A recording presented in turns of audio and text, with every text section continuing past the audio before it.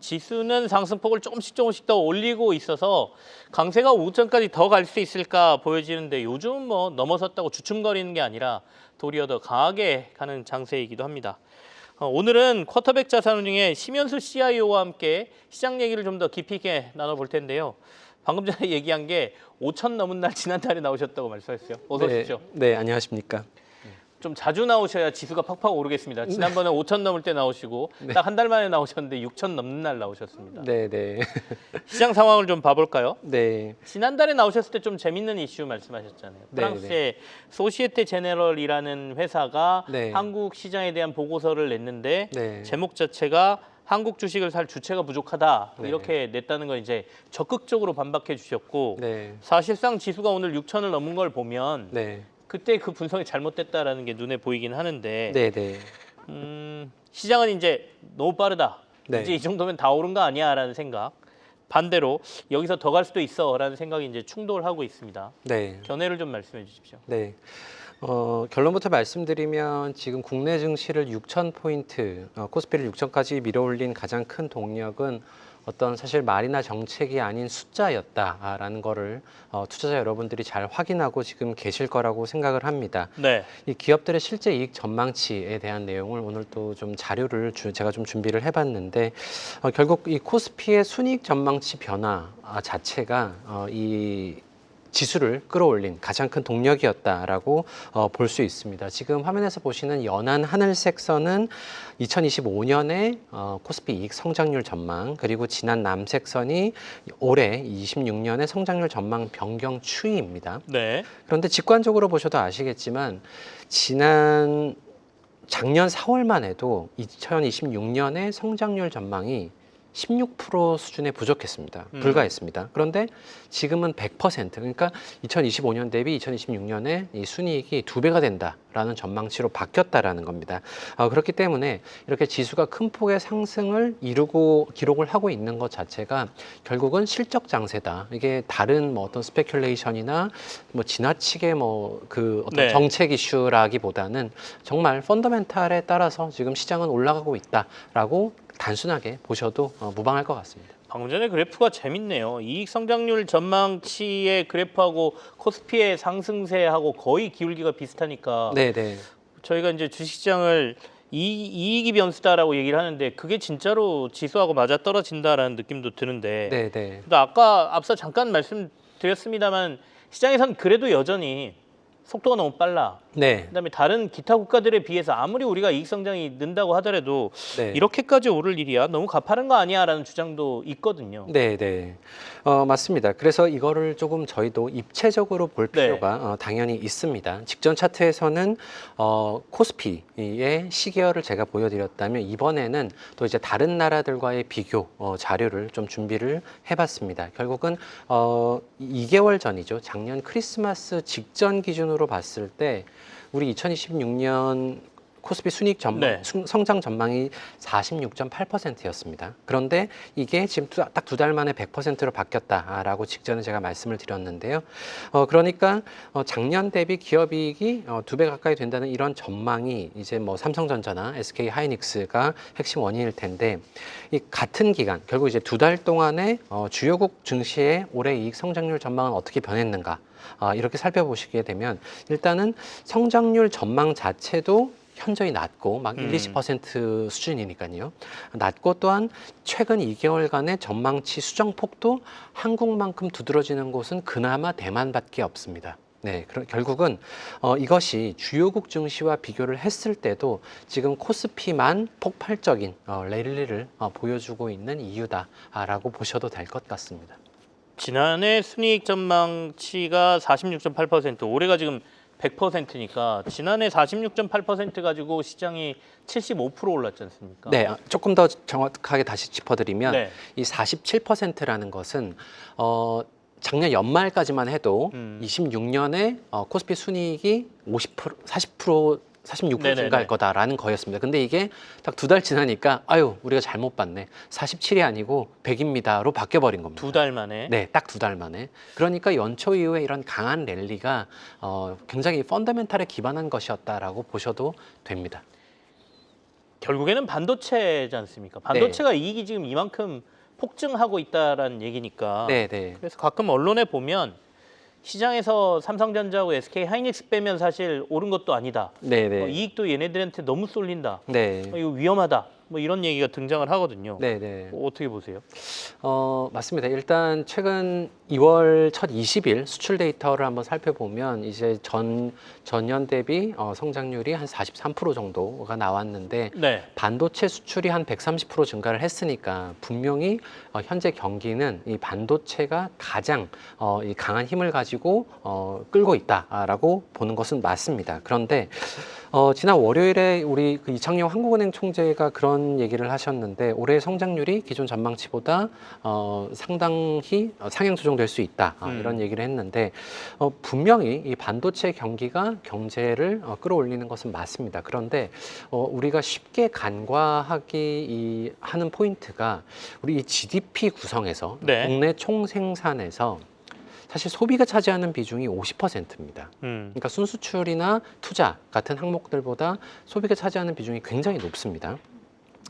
그렇기 때문에 그만큼 내수를 살려야 된다라는 이런 주장이 가장 중요한 포인트일 텐데 제가 한국은행이 발표하는 자료를 하나 준비를 했는데 이 국내 소비 심리 지수라는 데이터가 있습니다. 우리가 흔히 말하는 소비자들의 자신감을 말하는데 이게 작년 하반기부터 가파르게 증가를 했고요. 100을 기준으로 이상이면 이미 낙관의 수준인데 현재는 한 112 정도에 와 있습니다. 그런데 이 112.1이라는 이 지표는 2017년 10월 이후 가장 높은 수준입니다. 그러니까 현재 소비자들의 자신감이 거의 한 8년 만에 가장 높은 수준으로 올라와 있다라는 것이죠. 그렇기 때문에 뭐 다양한 요인, 산업적인 요인도 있겠지만 결국은 국내 증시 상승으로 인한 부의 효과, 결국 자산 가격 상승으로 인한 소비 자신감 상승이 이런 부분을 소비 심리 개선에 상당 부분 영향을 주고 있을 겁니다. 금융시장, 주식시장의 강세가 분명히 소비 심리에도 긍정적인 영향을 미친다 이런 말씀이세요? 네네. 제가 앞서 오프닝 할 때도 오늘 6천 넘었으니까 네. 통닭 한 마리 더 사드시고 탕수육도 시켜 드시고 하라고 제가 말씀드렸는데 그런 것들의 효과가 실제로 나타난다 이런 말씀이시죠? 네네. 뭐 오늘 이제 6천을 넘었습니다만 계속해서 제가 부정적이라는 표현은 좀 그런데 반대 얘기를 계속 해보는 거는 우리가 이제 시장의 불확실성도 저희가 좀 점검을 해야 되니까요. 네. 혹시 반도체 경기가 갑자기 꺾여서 지수의 하락이 나온다라고 하면 이제 예전으로 다시 돌아가는 거 아니야? 이럴 가능성도 있나요? 맞습니다. 여전히 좀 국내 증시에 대한 그 신뢰가 낮으신 투자자분들이라든지 이건 좀 너무 과했다라고 좀 공포를 느끼시는 분들은 자꾸 그런 질문을 저한테도 많이 주십니다. 정말 이거 다시 3천 가는 거 아니냐. 지금 6천이니까 반토막 나면 3천 아니겠습니까? 네. 근데 저는 분명히 반도체라는 섹터 자체는 시클리컬한 성격을 띠기 때문에 이 기세 자체는 언젠가는 꺾이게 되어 있습니다. 그거는 뭐 받아들여야 될 팩트에 가까운데 그런데 다만 다시 우리가 이제 경기가 다시 다운턴 이제 내려간다라고 했을 때 지수가 어디까지 빠질 것이냐라고 했을 때 그 저점은 사뭇 올라와 있다라고 보시는 게 합리적인 해석입니다. 왜냐하면 오늘 이제 오후에 상법 3차 개정이 예정이 되어 있는데 결국 제가 이 주가라는 것은 실적 그리고 주가 배수, 멀티플의 함수입니다. 그런데 결국 이제 이 실적 자체는 우리가 반도체를 포함해서 다양한 섹터에서 실적 개선이 올라오는 것을 여러분들이 확인을 하고 계시고 지금 세 번째 포인트, 주주 환원 증가로 인한 멀티플 상승 자체는 또 앞으로 있을 다운사이클의 지수의 하방을 좀 지지해 줄 수 있는 이런 요인으로 충분히 작용할 수 있습니다. 특히나 반도체만 오른 게 아니죠. 우리가 이제 금융주라든지 지주사라든지 전력기기라든지 굉장한 다양한 섹터에서 실적과 밸류에이션 리레이팅을 지금 우리가 목도를 하고 있기 때문에 단순히 어떤 뭐 반도체 경기 하나만 가지고 또 지나치게 비관론에 빠지실 필요는 없다라고 생각을 합니다. 설령 반도체 경기가 좀 꺾인다 하더라도 완전 예전의 모습으로 우리 시장이 돌아갈 것 같지는 않다. 그 안에 이제 구조적인 부분에 대한 변화가 좀 있었고 대표적으로 이제 상법 개정과 관련된 얘기를 좀 꺼내 주셨습니다. 지난 하반기인가요? 하반기에 출연하셨을 때 앞으로 우리가 주목해야 될 섹터에 대해서 금융, 반도체 지주사 이렇게 꼽으셨던 걸로 제가 기억이 되거든요. 네네. 6천이 이제 넘어선 상황에도 크게 변화는 없으십니까? 아니면 또 저희가 관심 가져야 될 새로운 부분이 있습니까? 네, 이제는 좀 금반지라는 용어가 식상한 말이 되었는데, 네, 네.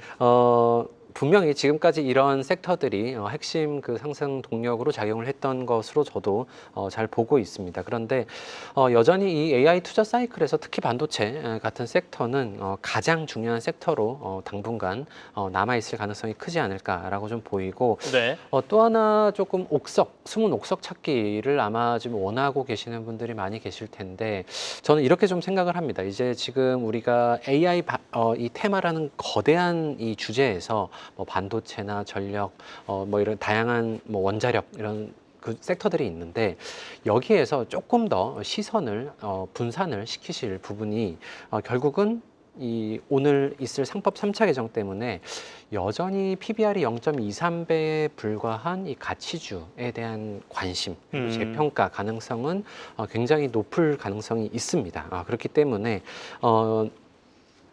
관심의 일부를 가치주 스타일로 꼭 분산하는 이런 그 투자 전략을 좀 수립을 해보시면 좋을 것 같고, 이 삼성전자나 하이닉스는 굉장히 대형주기 때문에 쉽습니다. 왜냐하면 그냥 대장주를 사버리면 되니까요. 그런데 이 저평가 가치주는 보통 중소형주에 많이 있기 때문에 막 종목을 너무 찾기가 어려울 수가 있습니다. 이런 부분들은 어떤 뭐 주주 환원이나 저평가 이런 키워드로 또 ETF를 활용하시는 것도 또 좀 효율적인 방법이 되시지 않을까 생각을 합니다.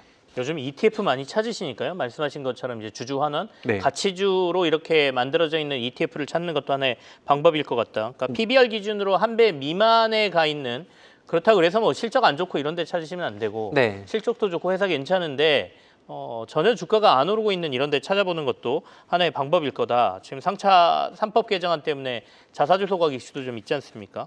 그러면 미국 투자 많이 하셨으니까 네. 뭐 미국 투자하신 분들은 이제 미국 주식 좀 정리해가지고 한국으로 들어와야 된다. 네. 아니면 우리 시장에서 지금 나 수익 좀 많이 올렸는데 네. 지금은 조금 수익 실현해서 현금 확보해야 된다. 네. 이런 견해에 대해서는 어떻게 보세요? 네. 이 질문을 받으면 저는 늘 역으로 네. 질문을 좀 드리는 편입니다. 지금 주식 자산 전체를 100이라고 봤을 때 미국 주식과 한국 주식의 비중이 어떻게 되십니까? 라고 바로 반문을 드리면 그 질문을 주셨던 분들이 일단 몇 초간 답을 못 하십니다. 네. 왜냐하면 계산을 안 해두셨으니까요. 네. 결국 이게 투자가 흘러가는 대로, 자산들이 그냥 흘러가는 대로 투자를 해오시는 분들이 굉장히 많다라고 저는 좀 해석이 되는데, 중요한 거는 조금 심심한 답일 수는 있겠습니다만은, 사실 여러분들이 원하는 답은 미국 아직 안 늦었습니다. 팔고 한국 가세요. 이런 답이시겠지만, 저는 미국과 한국의 비중에 따라서 어떤 분들은, 예를 들어서 지금 미국 주식밖에 없으시다, 이런 고객님들은 지금이라도 비중의 일정 부분을 한국으로 옮기시는 게 맞다. 근데 또 반면 한국 주식 100%다. 이런 분들은 앞으로 1, 2년을 두고 보셨을 때 적어도 한 30에서 50% 주식 자산 전체의 한 절반 정도는 미국으로 보내두시는 게 맞습니다. 그렇기 때문에 택일의 문제라고 자꾸 생각하지 말아 주십시오. 결국 이것은 배분의 문제입니다. 그리고 우리가 국민연금 같은 연기금들이 초장기적으로 안정적인 수익을 유지하는 이유는 미국의 비중, 한국의 비중을 세팅을 하고 그에 맞게 지속적으로 관리를 하기 때문입니다. 그렇기 때문에 택일이다 이렇게 생각하지 마시고 목표 비중을 설정을 하시고 주기적으로 점검해 주십시오. 이 답이 사실은 이제 저희가 시험 칠 때 국영수 중심으로 열심히 공부해라라는 그 뻔한 답이잖아요. 맞습니다. 이제 좀 구체적으로 더 여쭤보면 50대 50이라는 동일 비중을 가져가야 되는지, 지금 현재 상황에서는 한국을 좀 높이고 미국을 줄이는 게 맞는지, 아니면 미국을 높이고 한국을 좀 낮추는 게 맞는지에 대해서 여쭤보면 어떤 답을 주십니까? 만일 지금 한국 주식 50, 미국 주식 50이다 이런 고객이시라면 제 입장에서는 유지를 하시면 된다라고 생각을 합니다. 반반이 맞다? 네. 동일하게? 별로 재미없는 답인데요? 네, 너무 재미없는 답이죠. 방금 전에 방송 들어오기 전에 미국에서도 한국 시장에 대한 포모 현상이 나타나는 것 같다는 말씀을 하셨잖아요. 그 얘기 조금만 해주시죠. 네. 그 여러분들께서 그 트위터, 지금 이제 X로 이름이 바뀐 우리 그 소셜 미디어가 있는데 사실 이 X에서 제가 이렇게 눈으로 좀 열심히 좀 지켜보는 편인데, 최근 보여지고 있는 그 재미있는 현상이 막 10만, 수십만의 이런 그 팔로워를 가진 인플루언스 계정이나 혹은 네. 투자 전문 계정들이 EWY라고 하는 한국 ETF를 언급하는 비중이 굉장히 늘었습니다. 그래서 제가 그런 언급을 나올 때 검색을 해봅니다. 해당 계정에서 과거에 한국, 코리아나 EWY를 언급한 적이 있느냐. 어떤 계정은 5년, 10년 그런 계정을 운영을 해도 한국을 언급한 적이 단 한 번도 없는 사람이 많습니다. 그런데 지금은 왜 한국이 좋은가? 한국이 어떤 면에서 지금 잘 되고 있는가? 그리고 어제도 블룸버그에서 또 그런 뉴스도 나왔죠. 어떻게 네. 한국이 1등 시장이 되었는가? 뭐 이런 진단 기사도 나왔는데 이런 부분을 보면서 저도 분명히 글로벌 관점에서도 한국이라는 시장이 과거에는 너무 비중이 작았기 때문에 있으나 마나 한 시장이었다라고 한다면 지금은 야 이거 그냥 무시는 해서는 안 되는 시장으로 커졌네 라고 하고 있는 이런 인식 자체의 변화가 네. 저도 많이 느껴집니다. 그러니까 우리 시장뿐만 아니라 해외에서도 네. 한국 시장을 그냥 두면 안 되겠는데 지금이라도 들어가야 되나 이런 포모 현상이 좀 나타나고 있다라는 게 느껴진다라는 말씀이세요? 네. 우리 시장 얘기를 좀 많이 했으니까 이제 미국으로 좀 가서 얘기를 좀 해보겠습니다. 네. 미국 경기에 대한 우려도 있고요. 아니야 지금 미국 경기 굉장히 좋아라는 얘기도 있고 그래서 네. 주요국과 지금 미국 경기를 비교하면 미국이 어떤 상황인지도 좀 궁금하거든요. 네. 제가 OECD 경기 선행 지수를 가지고 저희 네. 회사는 이 각 주요국들의 경기 국면을 좀 진단하는 데이터를 매월 산출을 하고 있습니다. 결국은 이제 경기라는 것은 회복, 상승, 둔화, 하강을 거쳐서 이렇게 순환을 하는 이런 흐름이 있을 텐데 사실 지금 보고 계시는 그림에서 점과 글자가 굉장히 많기 때문에 너무 복잡하게 생각하실 필요는 없고요. 회색 동그라미가 6개월 전에 경기 국면에 어디에 몰려 있었느냐 네. 그리고 노란색 동그라미가 지금 현재는 6개월 전 대비 어디로 와 있느냐로 이렇게 해석을 하시면 됩니다. 결국은 6개월 전에는 회복 국면과 둔화 국면 이렇게 좀 넓게 좀 가운데에 몰려 있었다면 지금 현재는 주요국들의 경기가 다 상승 쪽 사분면으로 더 깊게 이동을 했다라고 보시면 됩니다. 그래서 미국도 6개월 전에는 이제 좀 둔화가 나올 가능성이 있겠다. 상승이 조금 주춤하다라는 진단이었는데 지금은 오히려 확장세가 견고하다라는 쪽으로 진단이 바뀌어 있습니다. 그렇기 때문에 어떤 그 경기에 대해서 너무 선행적으로 네. 이게 안 좋을 것 같으니까 조금 액션을 한다. 이렇게 보시기보다는 다양한 지표들을 바탕으로 확장이 유지가 되고 있다라고 한다면 웬만하면 특히 미국 같은 중요 시장은 비중을 장기적으로 유지를 하시는 것이 좋습니다. 미국 경기가 확장 국면에 있다라는 말씀이신 것 같고 그렇다면 미국 기업 실적들은 계속해서 좋아진다. 네. 그렇습니까? 미국 기업 실적 전망들은 어떻게 나옵니까?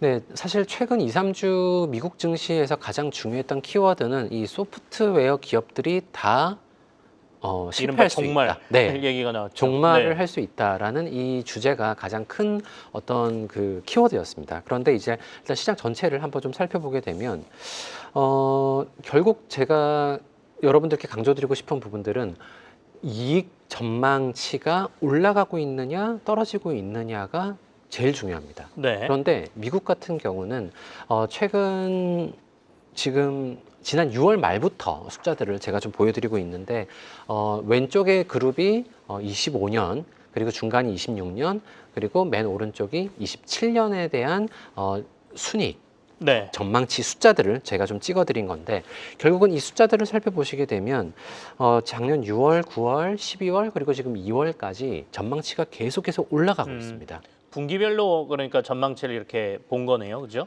그렇죠. 그러니까 네. 분기라기보다는 시점입니다. 네, 각 시점에 26년, 6월에 본 26년, 9월에 본 26년, 그리고 현재 본 26년 순이익 전망치인데 이게 지금 계속해서 올라가고 있습니다. 근데 잘 생각해 보시면 연초 이후로 미국 증시는 사실은 제자리 혹은 나스닥 같은 경우는 오히려 빠져 있는 상황인데 그렇죠. 해당 구간의 주가가 실적 전망이 오르고 있다라는 거죠. 사실 이런 구간에서는 지나치게 겁을 먹기보다는 비중을 유지하거나 혹은 진입을 노리고 있었던 분들이라면 비중을 확대하시는 계기로 삼으시기에 훌륭한 좀 펀더멘탈이라고 볼 수 있습니다. 미국은 주가가 크게 연초 이후 오르진 않았지만 네. 사실 이익 전망치로 보면 전망치는 계속 높아지고 있으니까 맞습니다. 이 구간의 잡음이나 이런 것들이 좀 사라지고 나면 네. 그걸 반영하는 시황이 나올 것이다 이런 말씀이시네요. 맞습니다. 그래서 소프트웨어 기업에 네. 대해서도 직전에 말씀을 드렸지만 또 엔트로픽이 이 다양한 그 사스 회사들과의 협력을 좀 적극적으로 하겠다라고 하니까 또 간밤에 또 그 수많은 소프트웨어 중심 기업들이 다 급등을 해버렸습니다. 결국은 이렇게 단기 노이즈일지 혹은 장기적인 이슈일지는 계속해서 지켜봐야 될 문제이긴 합니다만 시장 전체적으로 봤을 때는 지나치게 공포에 휩싸일 필요는 없겠다. 다만 제가 이제 또 다른 데이터를 좀 짚어드릴 텐데 네. 조금 전략의 변화는 조금 고민을 하실 필요가 있을 것 같습니다. 어려운 얘기인데요. 네. 다만 전략의 변화를 추구하는 게 어떤 건지 자세히 얘기를 좀 들어보죠. 그러면 지금 미국 투자와 관련돼서 말씀을 맞습니다. 하시는 거죠? 네네. 만약에 미국 투자를 지금 하고 계신다라면 지금 현재 좀 주춤주춤 거리기 때문에 고민들이 많으실 텐데 네. 어떤 변화를 가져야 됩니까? 제가 우리 예탁원에서 가끔 그 데이터들을 조금 살펴보는데 네. 결국 한국에서 보유하고 있는 미국 주식 그 상위 이 랭킹들을 제가 잘 살펴보는 편입니다. 네. 주기적으로. 근데 사실은 이제 최상위권의 엔비디아나 애플, 마이크로소프트 같은 이런 이제 대형주들이 당연히 있는 것도 맞는데 혹은 이제 좀 중소형주 중에서 유독 한국 리테일에서 좋아하는 이런 종목들도 보이고 또 결론적으로 말하자면 제가 이제 어떤 주의 사례로 좀 한정돼서 좀 편향도 있을 수가 있겠습니다만은 굉장히 미국 주식을 이 기술주 소수의 기술주 중심으로 압축 투자하시는 경향이 좀 많다라고 생각이 됩니다. 혹은 나스닥. 그런데 제가 이제 결국 이제 우리가 매그니피센트 세븐이라고 네. 하지 않습니까? 이제 7대 70주라고 이제 우리말로 좀 저는 부르는 걸 좋아하는데 결국 이제 70주 중심의 투자가 사실 지난 3년간은 그냥 맞는 투자였습니다. 지금 보고 계시는 그림에서 이 진한 남색의 이 꺾은 선이 전년 대비 순이익 성장률이고요. 매그니피센트 세븐에 그리고 이 회색이 나머지 493종목의 성장률입니다. 결국 70주들의 성장률이 너무 압도적으로 좋았기 때문에 이 국면에서는 70주들만 투자를 하는 게 맞습니다. 그런데 그 폭 자체가 지금 점차 줄어들고 있고 거의 붙었네요. 네, 이제 2027년에는 네. 거의 붙는다라는 전망이 지금 나오고 있습니다. 잘 생각해 보시면 야, 내가 미국 주식 참 잘한다라고 생각을 했는데 연초 이후로는 S&P 500은 뭐 나쁘지 않은데 네. 내 성과는 안 좋네라는 거를 지금 경험을 많이 하고 계실 겁니다. 실제로 나스닥이 S&P 500에 지고 있습니다. 결국 이렇게 S&P 493이 매그니피센트 세븐을 과의 어떤 격차를 지금 좁히는 부분이 실적 부분에서 예측이 되고 있기 때문에 투자 전략 자체를 조금 재검토. 너무 어렵게 생각하실 필요는 없습니다. 기술주 중심에 너무 편중된 포트폴리오였다. 라고 하면은 이거를 조금 S&P 500이나 혹은 가치주, 중소형주로 조금 다변화하실 필요가 있는 그런 국면이 다가오고 있는 것으로 해석을 하고 있습니다. 70주라고 표현을 하셨으니까요. 네. 거기 된 너무 압축적인 포트폴리오보다는 네. 조금 포트폴리오를 확산시켜라. 다른 데도 좀 봐야 될 필요가 있다. 미국 시장의 경우에 네네. 이렇게 말씀 주셨습니다. 네. 쿼터백 자산운용 심현수 CIO와 함께했습니다. 고맙습니다. 감사합니다. 기업과 산업의 성장, 한국 경제의 새로운 전환. 한국경제TV는 한국 증시의 다음 도약을 응원합니다.